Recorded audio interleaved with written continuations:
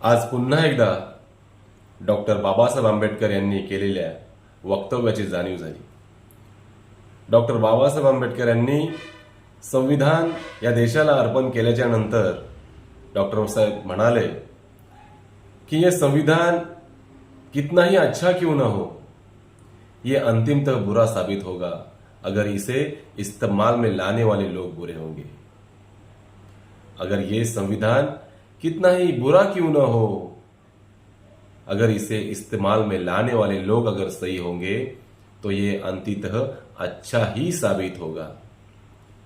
याचा प्रचय आज पहाटे पहाटे पुण्यामध्ये दिसताना आढळून आला. पुण्यामध्ये एका पोर्शे कारनी एका मोटारसायकलवाल्यांना धडक देऊन त्या दोघा तरुणांना जाग्यावर खार करून टाकले.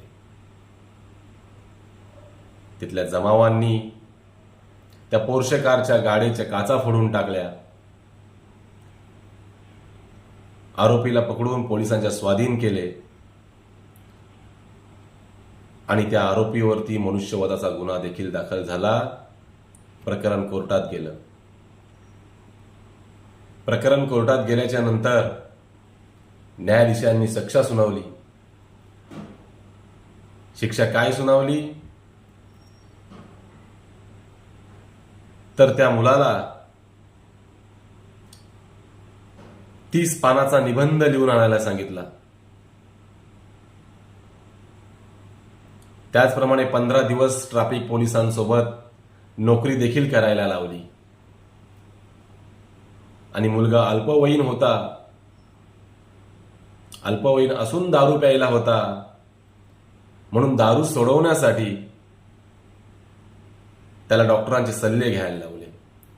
मला असं वाटतं हा भारतातला नव्हे तर जगातला एकमेव न्यायनिर्णय असेल. असे न्यायनिर्णय जर मिळायला लागले तर हा देश प्रगतीकडे नसून अधोगतीकडे वाटचाल करीत आहे हे मात्र खरं.